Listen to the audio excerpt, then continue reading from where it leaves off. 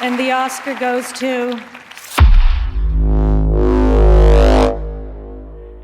Tis the season to be jolly. It's awards season. Can't believe it. Fa la la la la. It doesn't seem 2 minutes since the last one. Welcome to episode 5 of the CineChat podcast. This is our introduction to awards season. Over the next couple of weeks, we're going to be closely following the nominees and results of various film awards ceremonies, particularly the Golden Globes, the BAFTAs, and the Oscars, and whatever else we can pick up in between. So we're going to be reacting as live as we can to all the gossip and news. So in this episode, I thought it'd be good to delve into the 91-year history of the Oscars in particular, because that's the big one, and declare our definitive lists of best winners, worst winners, and biggest snubs, and have a bit of a play with some quickfire questions and some more in-depth questions as well. What do you think about that? I imagine that you have spent an awful lot of time and are very, very excited to ask me your questions. Maybe. I'm excited to see what you've come up with as well. I'm quite happy with my list. I'm looking forward to hearing what your answers are. Before we get into any of that, though, let's have some news, shall we, Mary? Yes. Cue the news. Okay, so not a very big week for news, I have to admit. No, very quiet. But I guess we'll start with the most awards-related news, which is that Graham Norton is going to be hosting the BAFTAs this year, not Joanna Lumley, who's done it for the past 2 years. Great choice. Yeah, I'm really happy about this, actually. I'm quite excited because he's just naturally funny. Yeah. He knows pretty much everybody that's probably going to be in the audience anyway because he's had them on the show. Yeah, he's kind of got a universal appeal, and I don't know how he hasn't been asked to do it in the past, because it's been Stephen Fry for the last sort of 20-odd years. Jonathan Ross, I think, was in there. Joanna Lumley was... I liked her as a choice. She kind of brought this lovely... She's classy and a bit naughty, isn't she? Yeah. It needs a bit more energy, I think. Yeah, long term, I wouldn't have said, yes, she's going to do it every year. No. But Graham Norton, I could see that. And then we've got a few little bits of movie news. So we have Elizabeth Banks is going to be adapting another Invisible film. So we've had the Invisible Man film this year, which is coming out, and that's supposed to be part of the Universal sort of monster movie universe that they're making. Yeah. But Elizabeth Banks has come forward and she is going to be doing an Invisible Woman film, which she's going to be starring in and directing. Yeah. And then the other bit of movie news we've got is there is going to be a Michael Jackson biopic from the producer of Bohemian Rhapsody, Graham King. Yeah. I'm not sure how I feel about this. I mean, don't get me wrong. I enjoyed Bohemian Rhapsody. Yeah. The film. It was good fun. The music's fantastic. With Michael Jackson, though, any mention of Michael Jackson nowadays, everyone sort of goes, yeah. It'd be really interesting to see what time period it's going to range from, what it's going to focus on. It says based on his life in all its complexity. Oh, God. So whatever that means. And it also says that the producer has also acquired access to use all of his music. Wow. And the Gladiator screenwriter John Logan's on board to write the script. Okay, so maybe not in the same popcorn vein as Bohemian Rhapsody then. Yeah, maybe not. I don't think you can do such a light film about Michael Jackson. No. And who do you get to play him? Oh yeah, that's going to be interesting because, I mean, do you hire a black actor and then... I hadn't thought about that. Seriously though, what do you do? How are they going to do that? That's going to be quite controversial, I think. Oh, well, that's an interesting one to look out for then, isn't it? Yeah, I didn't think about that until just now. So yeah, so that's the news. Very short, really, in terms of news stories this week. Okay, so this is the major talking point of this episode. We're going to be putting together our best winners, worst winners, and biggest snubs from the vast 91-year history of the Oscars in the top 6 categories. We're not going to do the full 24 categories. That would be insane. We'd be here all day. Exactly. So before we start, why the Oscars, Mary? What is it? What is that magical thing that makes this so special? Because it's like my Christmas. Well, that really does hit the nail on the head. It is just magical. You've got all of these stars coming together. It's the glitz and the glamour. Everybody's dressed to the nines. It's just got this atmosphere around it. Seeing the people who win It's like a little window into the person Yeah. for that little brief moment. Not all of them, but most of Mhm. them. It kind of breaks the barriers down. It's just fabulous, really. For me, it feels like you're part of history being made, Mm. because once a film wins an Oscar, it sort of becomes part of this canon. It's the highest caliber of award you can be given. Yeah, it is the big moment of the year. We should mention as well that it's these particular films that are the ones that we personally gravitate towards. Yeah. Just the caliber of film that tends to get picked here. Quality. Yeah, Quality filmmaking. yeah, You know, films that intend to show something real or make a difference or make a statement or make a point, or yeah, even if it's just to showcase an actor doing what they really do well, like world-class talent. yeah. So when we say the big six, we mean the 4 acting categories, then director and best picture. So should we take it from the best supporting actress? Yes. Shall we have a look? I have to say, I was very disappointed with this category. Yeah, actually, that's something I found. I was looking through the entire list. Yeah, I was thinking, really? there was really nothing standout. No. My pick for best supporting actress, and I know a lot of people would disagree, but hear me out. Hmm. I put Anne Hathaway from Les Miserables. You did not. Why? I did as well. Did you? I did. Should we say why then? Yes, go on. She only has about 15, 16 minutes of screen time, but Yes, that's right. mostly you remember her for doing the I Dreamed a Dream scene. Yes. And I think it's sort of like a bit of a lesson in how to win an Oscar in one take. That won her that Oscar. Yeah. She was unbelievable. There's something to be said here about authenticity, I think. So Mhm. she lost about 25 pounds of weight. She cut all her hair off. Yeah. She's singing live. She cries on cue. It's in one take, and it's a very close-up angle. There's nowhere to hide. She's very exposed. Hmm. And I totally believed it. I don't remember anything about the film except that scene, I really. do remember the rest of the film. When I think of that film, that's the scene I think of. I do have a few honourable mentions, though. Yeah, of course. So my honourable mention is actually from the next year, is Lupita Nyong'o in 12 That's Years. what I wrote as well. Yeah, I think she Exactly was the same. very, very Yeah. good. And I think for a first performance, like, wow. Absolutely. Yeah. So we can say then that congratulations, Anne Hathaway, you're the best supporting actress. Moving up then, I feel like we're gonna have the same one, aren't we?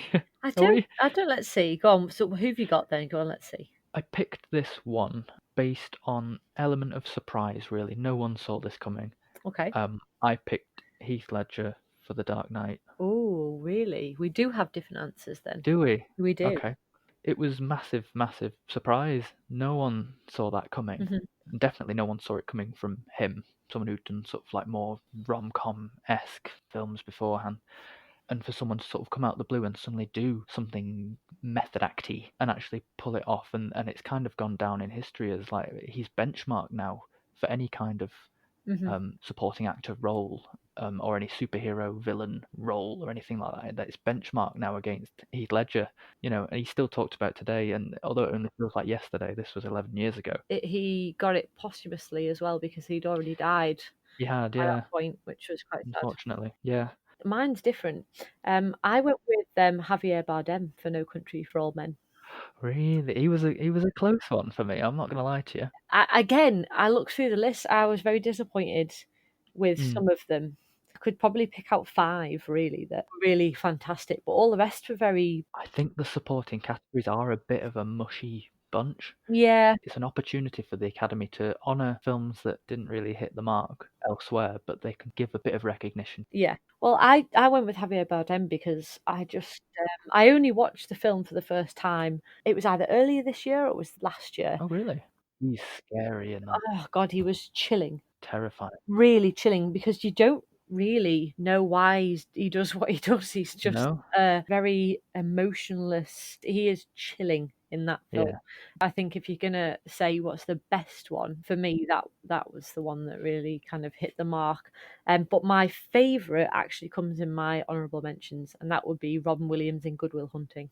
It's a good one. Yeah. And I've also got Joe Pesci for Goodfellas and J.K. Simmons for Whiplash. Yep. I've got all of those on my list too. Yep, I think they were the standouts.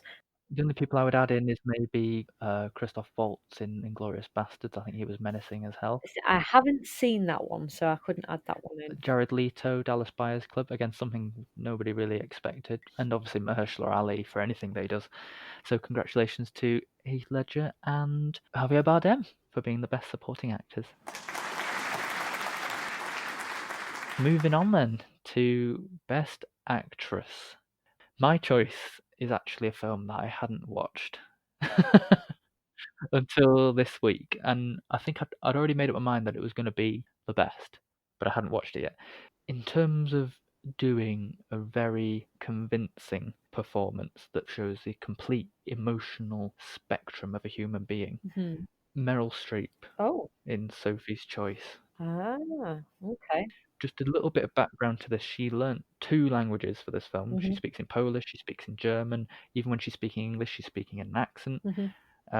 It's emotionally exhausting, and it's kind of a role where it's impossible to imagine sort of the unspeakable things that have happened in her past. So she's an Auschwitz survivor. Mhm. The titular choice is that she's had to choose between which of her children she gets to keep. Mhm. She's so convincing you forget it's her. See, I haven't seen Sophie's Choice. I've actually got the DVD and it's Yeah, waiting to be watched, and I still haven't seen it yet. So it's definitely high on the list to see. it's actually really good, and she's phenomenal. And she's Meryl Streep.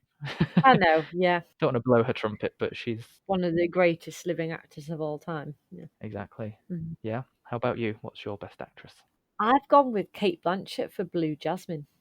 I love that. It's on my shortlist. I think as a performance, it's so realistic. It's a Mm, woman who is slowly just descending into madness, but not a madness that you can't understand or relate to. She very slowly goes into a real descent. mhm. Yeah, It's very, very well done, and she's just superb in it, really. As a yeah. film as a whole, it was quite average, I think, but if you took her performance out and stand it against quite a lot of others, I think, wow, because it's not showy. No, no. It is really just a very realistic approach to a break in mental health. Hmm. Yeah. No, I actually really like that film, and I really liked her in that. And then I've got 2 honourable mentions. Okay. Again, one of them you'll expect. The other one, though, is Elizabeth Taylor for Who's Afraid of Virginia Woolf. She's on my list as well. But again, funnily enough, there's that pattern. It's very much about mental health as well. Yeah. And then my other one is just a personal favourite, and that's Julie Andrews for Mary Poppins. Yeah, yeah, she's on my list as well. Yeah, stunning performance, and it's just, I mean, it's just one of those films, and it's a classic. Yeah. A few that are on my list as well. Marion Cotillard for La Vie en Rose, which I'd kind of forgotten all about the film, but looking back at a few clips, God, she's good. I haven't seen that one, but I remember seeing the clips at the time and Mm. thinking, wow. And I've put Jodie Foster for The Accused. I think that's a really difficult subject matter to sort of get your head around. She was good in that. She was very good in that. And I don't think she gets as much credit as she's probably due, to be honest. Yeah, happy with those. Mhm. So congratulations to Meryl Streep and Kate Blanchett. You are the best actresses. Best actor then. You're not going to like my answer, I can tell you now. I think it was harder to pick from the actors only because it's harder to find a standout. Yeah, there's lots of very good ones, yeah. But with the women, Mhm. there are some real standouts. My choice, there's layers to this performance, I think, Mhm. in the sense that this person had to portray not only a real person, and not only a real person with a disability, but to show them going through various stages of said condition. Yeah, I was going to say I know who your choice is straight away. Yeah, Eddie Redmayne for The Theory of Everything, where he played Stephen Hawking. And what clinched it for me, I think, is I saw a video, sort of behind the scenes making of thing.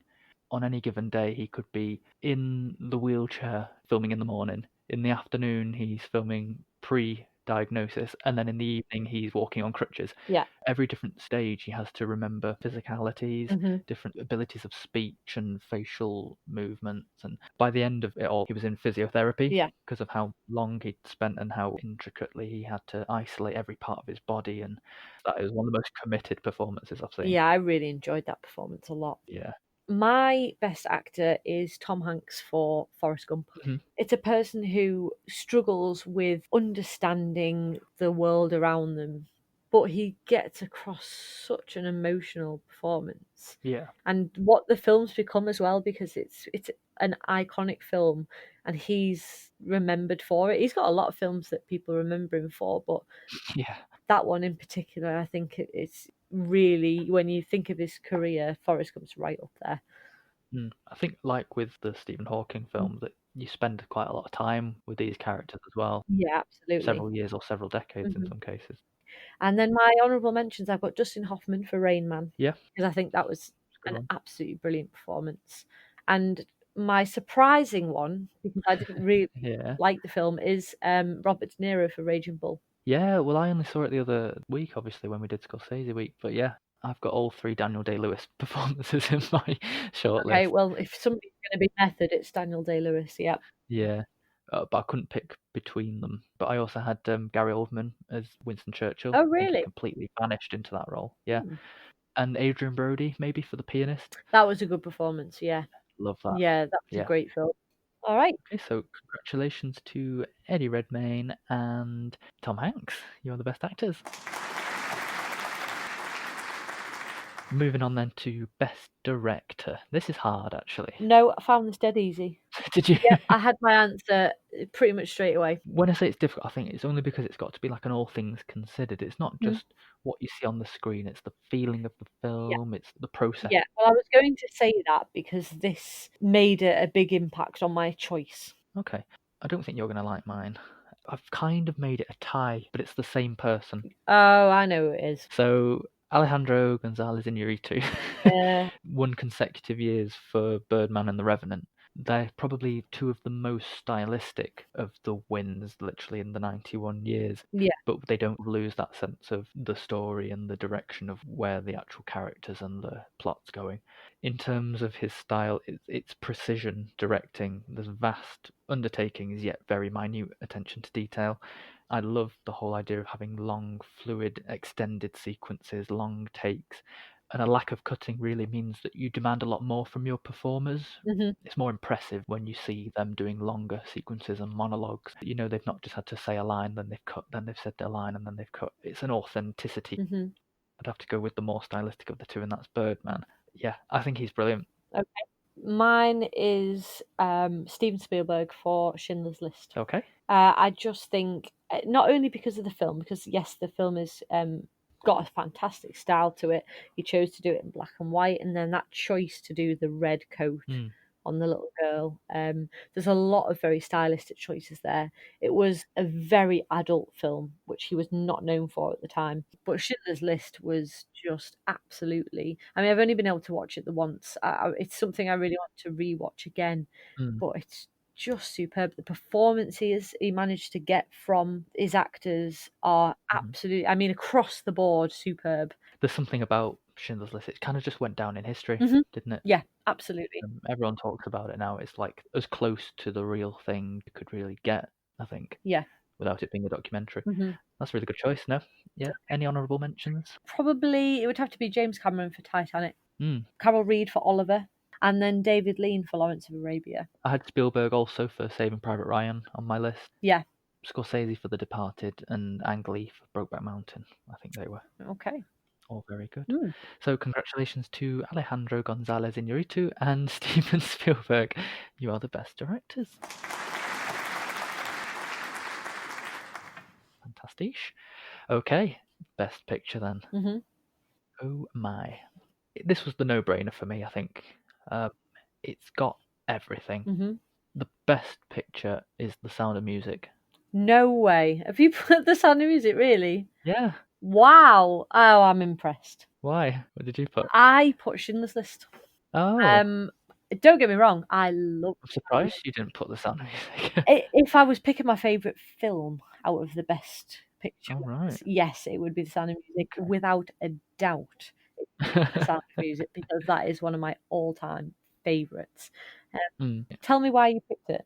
Like I said, it's got a bit of everything. It's extremely funny. It's got a great sort of romance plot. The songs are uplifting and timeless. Like they've, Oh yeah. you get them on adverts today. Mhm.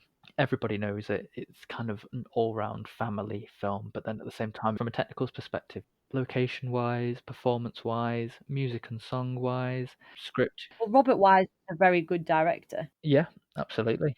I don't know how else to. I can't praise it enough, really. Okay. And it has got that darker side that it is set against World War II. Mhm. And, there's sort of like a German threat happening. Yeah. Austria is losing its identity, and there's Nazis, and they're running away. And Yeah. based on a true story, if loosely. Loosely, yeah. It's maybe one of the earliest films I was ever introduced to, so it's a very sort of personal film as well. I am extremely impressed, and my estimation of you has gone up twofold. Did you think I was going to say Moonlight? Something along those lines. Okay. Why Schindler's List? So, Schindler's List not only is a fantastic film, it looks stunning. The performances are unbelievable, and the direction is superb. But Yeah. from that film came the Shoah Foundation, in which Holocaust survivors came forward and told their experiences, put them down on record, whether that was audio or visual, and that is history. Yeah. Steven Spielberg helped to get that started. It's one of the most important pieces of history that we have. Yeah. And it was that film that brought that forward, and I just think there's nothing more important than that. It was almost documentary in how accurate it was. People who say film's not important, well, I would just send them to that to see how important film is to our education. Fabulous. Any honourable mentions for you? Only one, and that would be Titanic for me. Yeah. Well, in a way, I thought that's where you would go, but It was very close, and I was surprised that I didn't pick it myself, actually. I had All About Eve as a close second. That's a great film. I love. I've written The Revenant. That didn't even win. I love Birdman. I love The Departed. And another one in terms of scale that you might not have seen yet is The Last Emperor. That sort of creates a whole sort of world as well. Okay. So, congratulations to The Sound of Music and Schindler's List.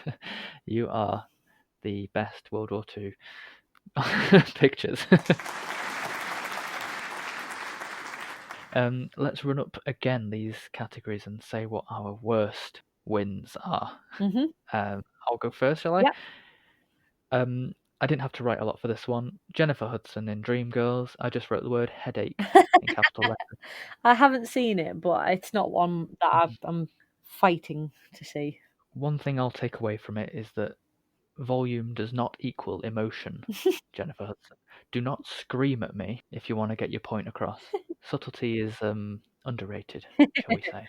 Okay, Judi Dench, Shakespeare in Love. Oh. Overrated. Right, okay. Wow. I didn't expect you to say that. When I was looking at them, I just thought, there's not really much point to her win there. She's barely It's in not it. the shortest win for any award. It's the shortest for the supporting actress award or something, isn't it? It was pointless, really. She's playing a queen. She's a bit stern. She's wearing the big dress and the headpiece. That's it. She steps over a puddle at one point. Yeah, that's it. Oh well. So yeah. Shame on you, Judi Dench. Okay, that was short and sweet. So congratulations to Jennifer Hudson and Judi Dench. You are awful.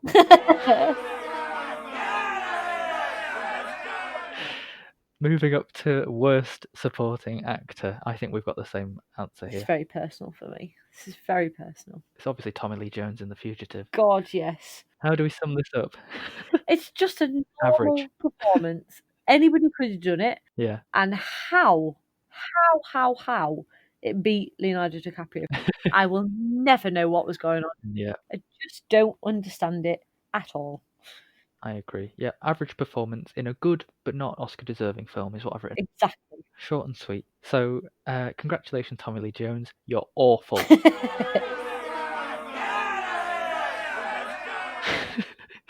Worst Actress Award. My pick is Gwyneth Paltrow for Shakespeare in Love. Snap. Yeah.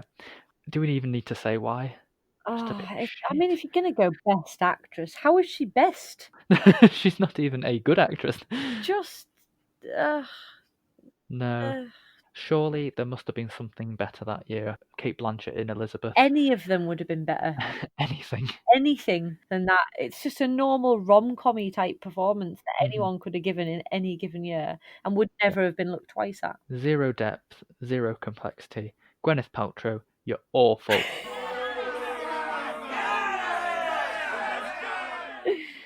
Shall we go to the Worst Actor Award? Yeah. This was actually interesting for me. He's not who I thought I was going to go with. Mhm. I picked Jean Dujardin All right. for The Artist. Okay. And I get it. It's a film that takes on the whole silent film style, and that demands a certain type of performance from the actors. But I think something kind of backfired in doing that, because in making the actors do very over-the-toppy, kind of campy performances, it made his job extremely easy, I think. Yeah. There's some dancing in there, but looking back at it, it's not all that brilliant, really. He's not a dancer. I think I need to give that one a rewatch. I think if you were to look back at some of the clips, you'd be like, oh yeah, that's really forgettable. Yeah. Okay. I've gone with Jeff Bridges for Crazy Heart. Oh, okay. I think it was a career award. He's had a very long and very successful career with better roles in it. And I think that's what they were awarding, because the film itself is just very meh. Yeah. I'm not saying he's not good in it, because he is. Yeah, I quite liked it, but yeah, it's a forgettable film. Again, it's like Gwyneth Paltrow. Anybody could have done it in any Yeah. normal film, and it would have just been passed by. Okay. Jean Dujardin and Jeff Bridges, you're awful. Worst director. Looking at my choice now, I'm quite happy with it. Yeah. But whether my reasoning is valid or not, I don't know. I put Sidney Pollack for Out of Africa. Did you? Oh. And which is interesting because it's set in Africa. Yeah. Great landscape, there's things to be done in terms of creating an atmosphere there. But a film like Out of Africa, which is so dull, boring, and forgettable, yet somehow has great actors in it doing quite good performances, surely then it's the director's fault that that film's not memorable. It's disappointing though, isn't it? When you've got a film of that scale with those actors, it should be good. Yeah, and I just think there's something there with the direction. I don't know about you, but when I think back to it, I don't remember anything. what it was about. Yeah. So, yeah. That's a very good point. I have gone with Woody Allen for Annie Hall. Right. Yeah, I didn't like that film. I just don't understand why it won. No. I just don't see it. I'm not a Woody Allen fan, really. I've seen the Owen Wilson one. I hate that. Midnight in Paris. Midnight in Paris, yes. I loved that. I hated I really it. enjoyed that. I really liked it. But it was the tone and the style, like the actual topic of the film, that I found quite enchanting. But yeah, I don't think he's doing anything special.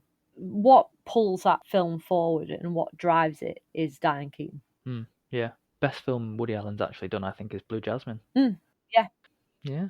So Sidney Pollack and Woody Allen, you're awful. Congratulations.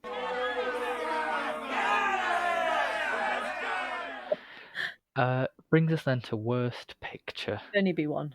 Is it Shakespeare in Love? It is. Yeah. It's rubbish. I've put here, big ensemble cast doesn't automatically equal good film. Yes, I would also add that when Harvey Weinstein buys your win, you are not winning for any real reason other than the fact that he bought out everybody. Yeah, it undermines the whole concept of the award, doesn't it? It just hugely diminishes the prestigiousness of that award. Yeah, he bought the win, because I mean, how it won over the likes of Saving Private Ryan and things like that. Absolutely criminal. How can that win over that? Yeah. There's got to be a problem in the system somewhere if that's what's happened. So yeah, for me, absolutely. Yeah. And that's not saying I don't enjoy Shakespeare in Love, because I do actually No, it's like okay. it. But yeah. No, not as a best picture.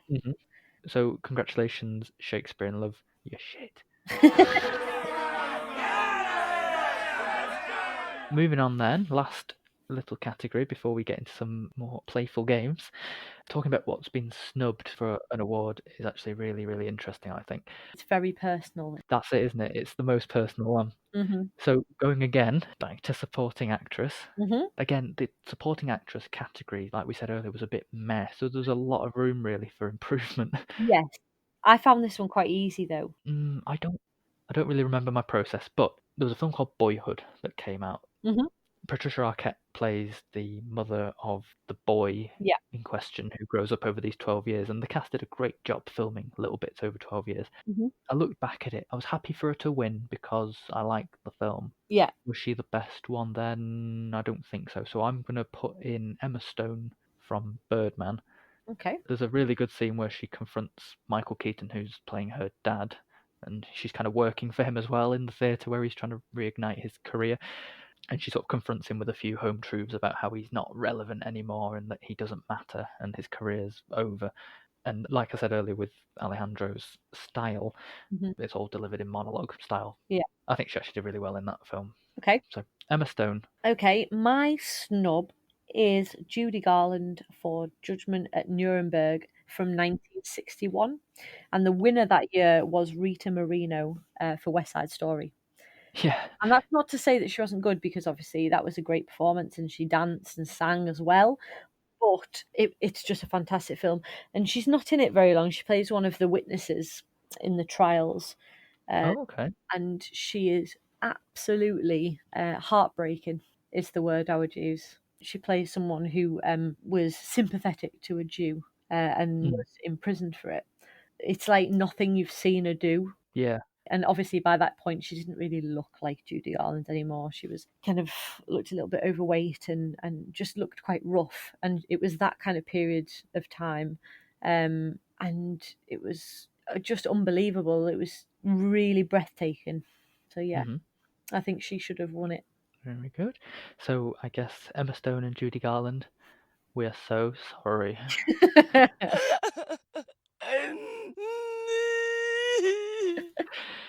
Moving up to biggest snubbed supporting actor. Yes. I imagine we've got the same answer. I think we've covered Yes. this, haven't we? Yes, it is. So it's Leonardo DiCaprio for What's Eating Gilbert Grape. Yes, Yeah. absolutely. He was absolutely amazing in that film. You would have actually thought he had autism. Yeah. You just wouldn't know any different.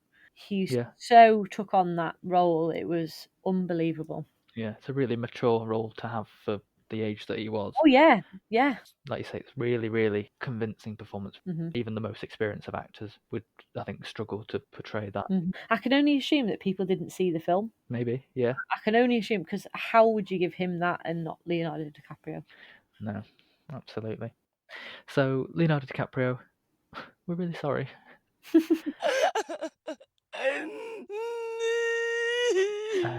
Snubbed actress award. Most personal one for me. Okay, I nearly obviously said Julia Roberts for Pretty Woman, Yeah. and instead I put Glenn Close for Fatal Attraction, Oh, who okay. lost out to Cher Oh, in Moonstruck. The most sort of plain-faced performance ever is awful. I haven't seen Moonstruck, so I can't really comment, but I do Mm, know that Glenn Close is absolutely amazing in Fatal Attraction. yeah, terrifying. It was very realistic for a thriller. Mm, Somebody playing someone with very clear mental health issues. yeah. Yeah, it was a very layered performance, considering Mm, if you just look at it in black and white, she's just a bad guy. yeah, Yeah, there's a lot more to it than that. absolutely robbed. Mine is very personal, and again, she's turned up twice. It's Judy Garland. She should have won for A Star Is Born in 1954, and Mhm. instead, for some bizarre reason, they gave it to Grace Kelly for The Country Girl. And actually, if you look up biggest snubs, she's right up there near the top. People can't understand, in hindsight, why Judy Garland didn't win, because she had it all in that movie. She sang, she danced, she acted her heart out. And not Yeah, only that, but within the performance, it was really hard hitting because it was very close to home. She was playing the partner of someone who was losing their battle to drink. And she was that person. She was doing speeches about having to live with that kind of person when she was that person. How did she not win? so Glenn Close, Judy Garland again. We're very sorry.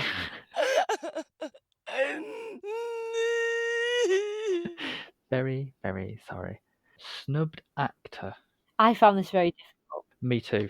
And even my choice now, I'm looking at it going, do I? Do I? It could have been a few for me, I think. Yeah.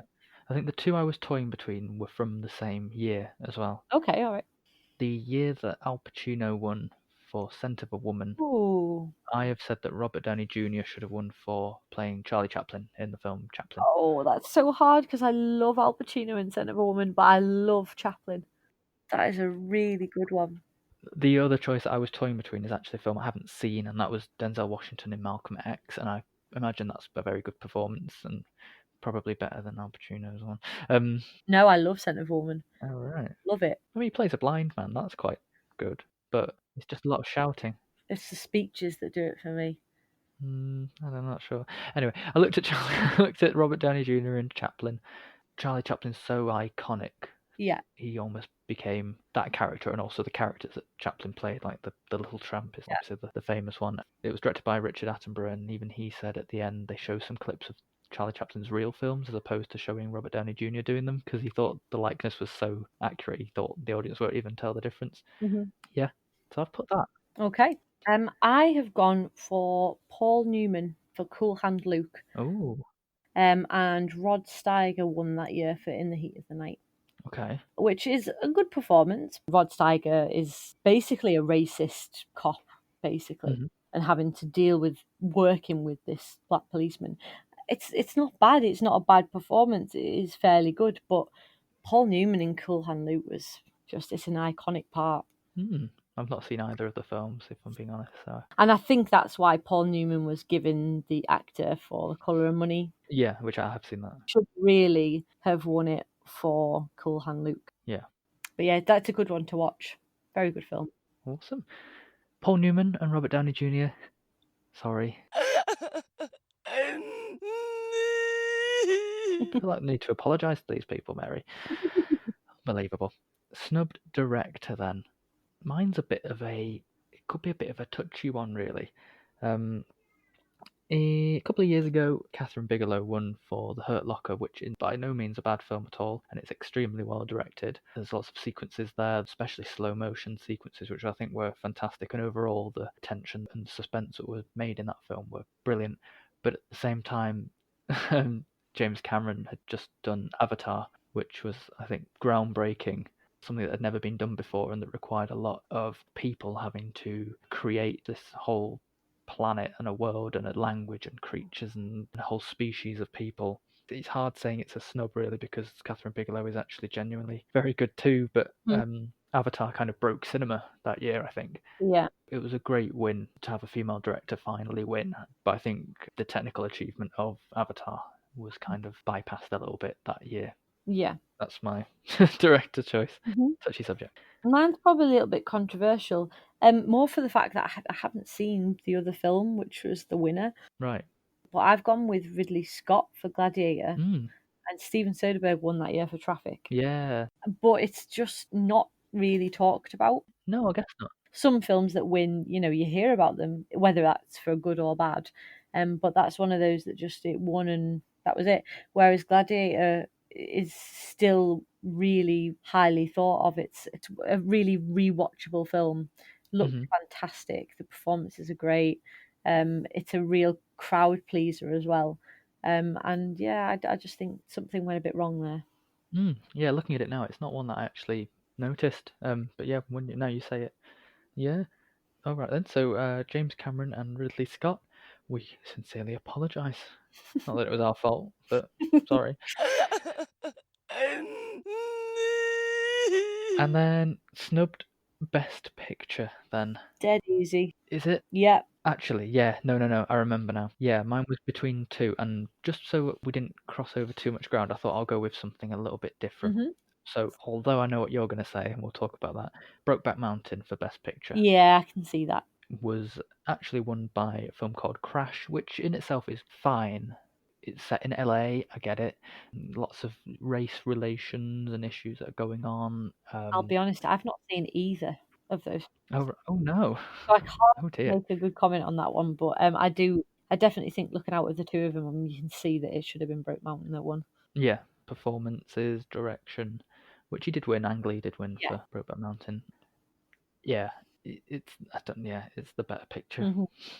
But equally, I think is your choice. Saving Private Ryan. Yeah.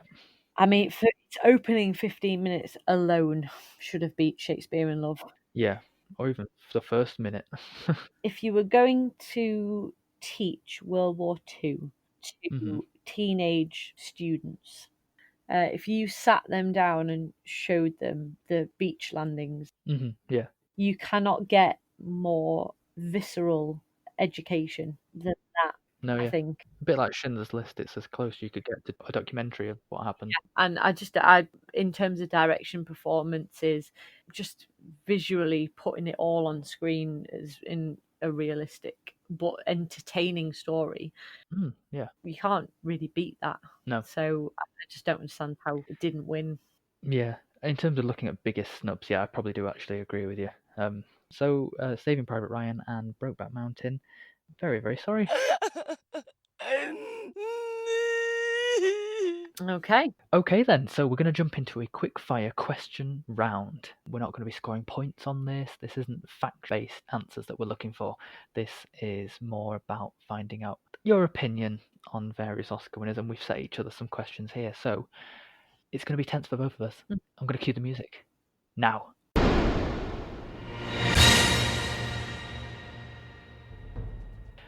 Okay, Mary, I'll go first. Who was better, Gary Oldman as Winston Churchill or Meryl Streep as Margaret Thatcher? Oh, Jesus. Gary Oldman. I agree with you there. Okay, Spielberg versus Spielberg, Schindler's List or Saving Private Ryan? Oh, that's harsh. I think, gotta say, as an overall picture, Schindler's List. Okay. Yeah. Better Christopher Nolan visual effects winner, Inception or Interstellar? Gotta be Interstellar. Very good. Okay. Hanks versus Hanks, Philadelphia or Forrest Gump? Ooh, they're both very different, and I don't remember Philadelphia very well. But I'm gonna go with the underdog, and I'm gonna say Philadelphia. Okay. Because I want to watch it again, and I think overall, I think I will get more from that. Okay. Best original song winners: My Heart Will Go On, or Can You Feel the Love Tonight? Oh, that will go on without a doubt. Okay. I wonder whether you might. Yeah, without a doubt. Okay, 2000 to 2009 Best Pictures or 2010 to 2019? Oh God. 2010 Yeah, onwards. thought you'd say that. Yeah, you've got Birdman, King's Speech, Moonlight, 12 Years a Slave. Yeah. Most deserved Oliver Stone Oscar: Platoon or Born on the 4th of July? Well, I'm going to have to go with Born on the 4th of July because I haven't seen Platoon. I think you're right anyway. I think Born on the 4th of July was absolutely unbelievable. I agree. Would have to go with that one, I think. So, Al Pacino won Best Actor for Scent of a Woman in 1992, but many felt it was a career Oscar. Which should he have won for? Godfather Part 2 Right. or Serpico? Oh God, I haven't seen Serpico. I thought you were going to say Scarface. You can add Scarface in there if you want to. I remember Robert De Niro being better in Godfather Part 2, and I haven't seen Serpico, so I'm going to say, I'm going to put in my own answer and say Scarface. Okay. Pick the better musical Best Picture winner, Chicago or Oliver? Oh, Oliver. Absolutely. Yeah, gotta be. Katharine Hepburn or Meryl Streep? This is one of the questions I had for you, but I took it out at the last minute. I personally would have to say Meryl Streep, I think. Okay. I think, although she's not necessarily deserved every nomination, I think that shows really what she can do. Although I think Katharine Hepburn's very good as well. I'm starting to see more of her stuff. So yeah. Meryl Streep. Okay. Pixar Best Animated Feature winners. Wow. Finding Nemo or The Incredibles? Oh, Finding Nemo. Yeah, oh yeah. Oh, good. Okay. Jack Nicholson or Daniel Day-Lewis? Both have won 3 acting Oscars. 100% Daniel Day-Lewis. Okay. Maybe one of the best actors alive, I think. Okay. Most deserved Christoph Waltz Oscar: Inglourious Bastards or Django Unchained? Haven't even seen it, but I know it's going to be Inglourious Bastards. Yeah, it is. Correct. Correct answer. Mexican directors dominate. Yeah. Alejandro Iñárritu, Guillermo del Toro, or Alfonso Cuarón. I do like Alfonso Cuarón as well, but my heart is with Alejandro. Okay. He did Revenant and Birdman, and he's done other Mexican films in the past that stand out as well. Yeah, I thought you'd say that one. Mm-hmm. Take back one of Ang Lee's Oscars, Life of Pi or Brokeback Mountain. Oh, Life of Pi. Yeah. Oh, good. I might have hit you if you said the other one. Best Song 2017. Remember Me or This Is Me? This Is Me. God, Yeah, absolutely. Where did that come from? they got it wrong. Majorly wrong. Most deserved Steven Spielberg Oscar. Schindler's List or Saving Private Ryan? That'll be Schindler's List, I think. Yeah, well covered ground that. Supporting actress, Octavia Spencer for The Help or Anne Hathaway for Les Mis? Anne Hathaway for Les Mis. Yeah, I thought Viola Davis should have won, if anyone, for The Help. Yes, she probably should. Not that they weren't all good. My last one to you is, who should have won, Catherine Bigelow for The Hurt Locker or James Cameron for Avatar? Probably got to be James Cameron, hasn't it? Who should have won for actual directing merit? Yeah, I think so. Okay, and my last one. Which decade produced 4 musical Best Picture winners? Oh, this is a proper question. It's the 1960s. It is. You had West Side Story, Oliver, My Fair Lady, and The Sound of Music. Do I get points for that one? Do I technically win because of points? I win. So yeah. So that's the end of our quick fire questions. I enjoyed that.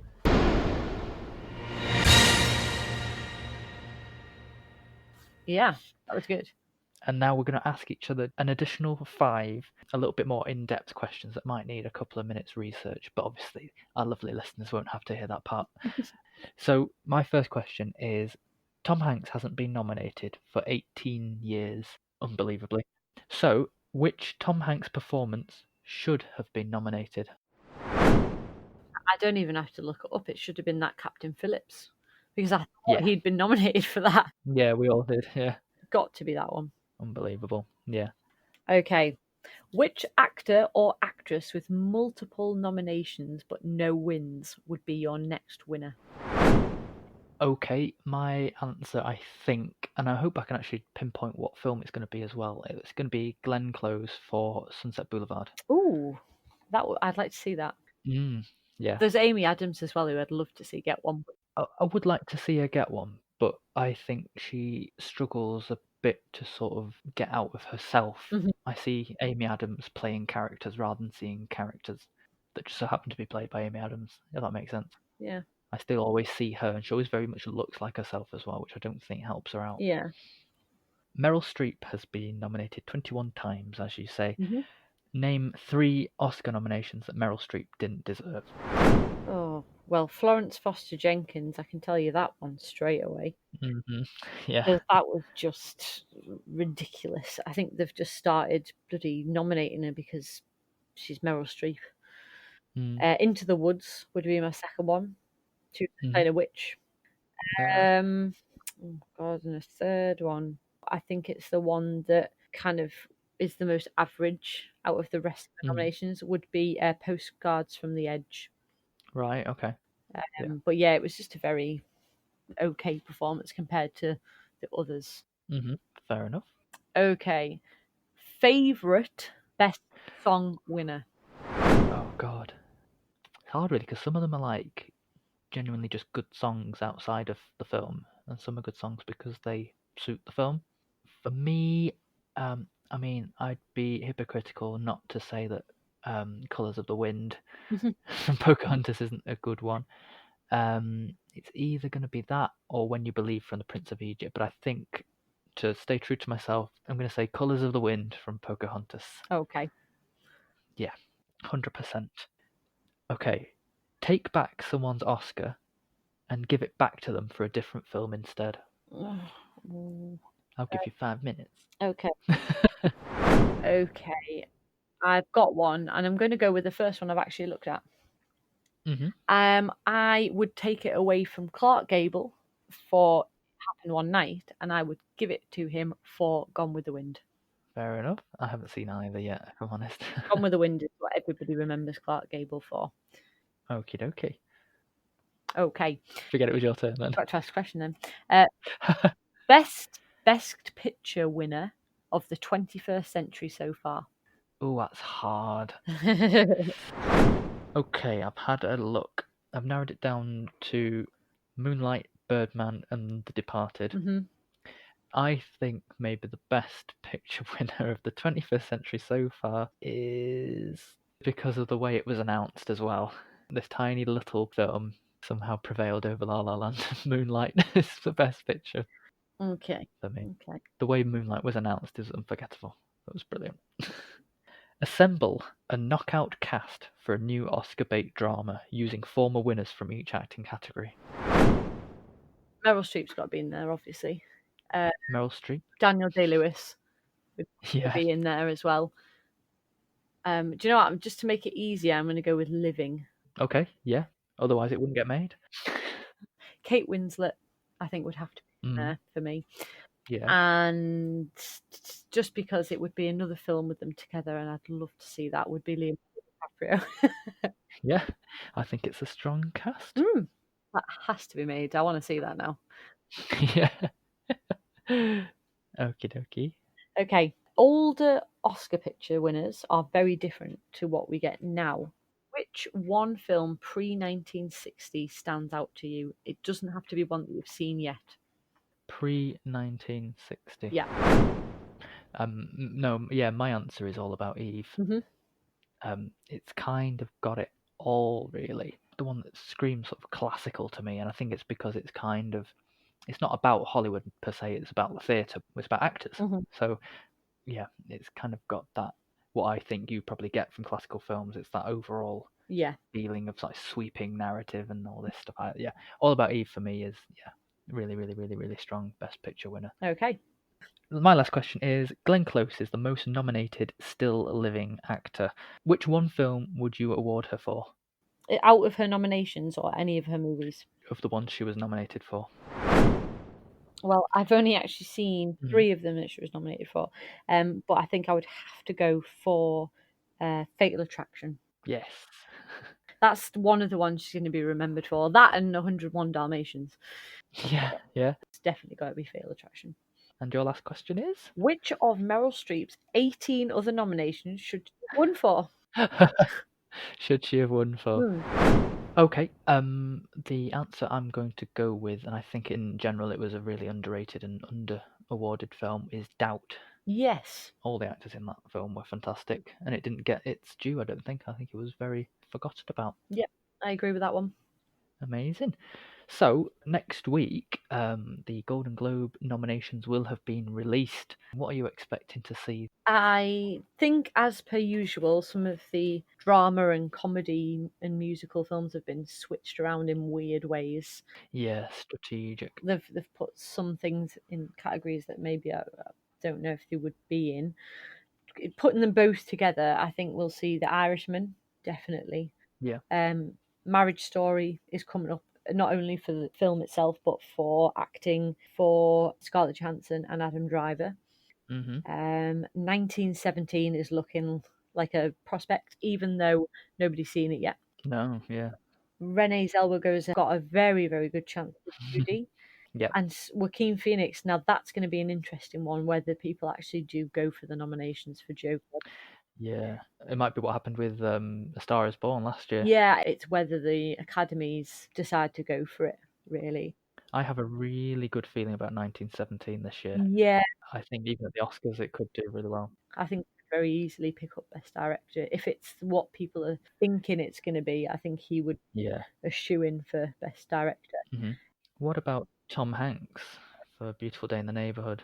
Well, I don't know, to be honest. I'm not sure. I just get the feeling he might just miss out. Yeah. So far, I've got like a little list together, and I've got Joaquin Phoenix for Joker, Adam Driver for Marriage Story, Robert De Niro possibly for The Irishman, Yeah. Christian Bale for Ford versus Ferrari, and I've got the likes of like Antonio Banderas and Jonathan Pryce for Pain and Glory and The Two Popes. Somebody could maybe go out of that and put Tom Hanks in instead. I think less in comedy and musical for actor. You've got maybe Eddie Murphy for Dolomite Is My Name. I think, yeah, we might be seeing Put him, in Rocket Man for some reason in comedy or musical, even though it's a more serious film than but it is a musical. yeah. So Taron Egerton, I think, will definitely be in there for Best Actor. Yeah. Leonardo DiCaprio is probably likely for Once Upon a Time in Hollywood. Adam Sandler possibly for Uncut Gems. Yeah. So if Don't really want to see him, but it's a harsh competition. talking about Saoirse Ronan as well for Little Women, but I'm reserving my judgment of that until I see it because it Yeah. have to be very good. Mm. No, performance may be easier to get, but people are talking about Greta Gerwig for director and the film in general for awards, and I definitely would need to see it first. The Farewell for foreign language film and Parasite, they're the two big. Parasite, I am Yeah, extremely excited to see. they're the ones that people are mentioning. It's the same people that keep coming up. So Yeah. I think they're the ones that are most likely to come up. I'm very intrigued because it's quite open at the moment as to where it could Yeah. go. I don't think it's as determined, should I say, as it might be at this point. No. They'll have to really narrow it down, and I think once they've done that, then we'll start to. Yeah, the winners at the Golden Globes will give us the first sort of Yeah. precursor to what to expect coming forward. But as we know, there's always upsets and Oh yeah. shock wins all along the way, right up until the Oscars. So yeah, so we'll be reacting to the Golden Globe nominations, which come out on Monday, the 9th of December, and we will be hopefully releasing our podcast the next day on Tuesday, the 10th. So keep your eyes peeled for that. So really quickly, just to finish off, do you want to quickly recommend a film? Yes, I am recommending Klaus, which is on Netflix at the moment.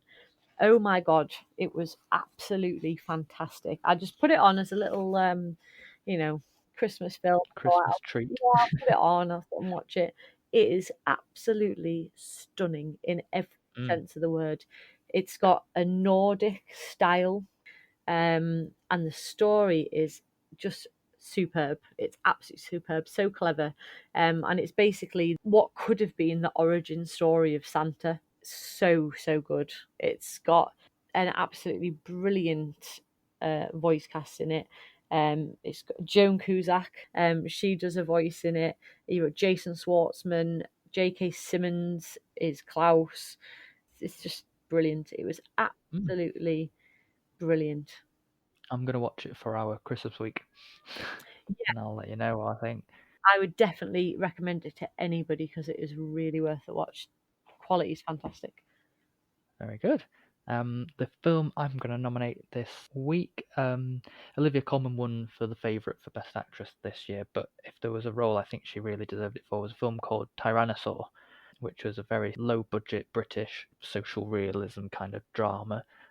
Peter Mullen plays a man who's sort of plagued by violence that's driving him to self-destruction, and he kind of meets Olivia Colman's character, who's like a Christian charity shop worker, so they couldn't be any more different, but form like a unusual bond. And then there's lots of things happening at home with her. There's lots of domestic violence happening. It's actually quite difficult to watch, but she's sensational. Far better, I think, than she was in The Favourite.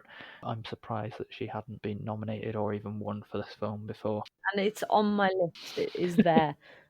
Yeah. I'll see it. I really will. Yeah, you should just watch it. So What are you watching next? I'm probably going to watch The Irishman next. Ooh, I believe it's arrived. that's basically the rest of your day gone then.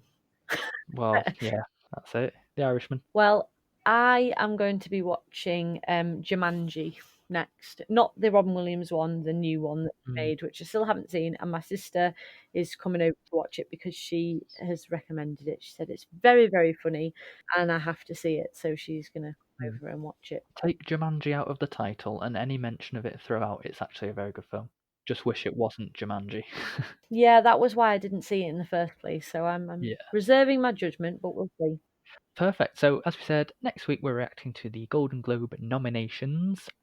Where can you find us? We're on Facebook and YouTube as CineChat Podcast. We're on Instagram at CineChat_official.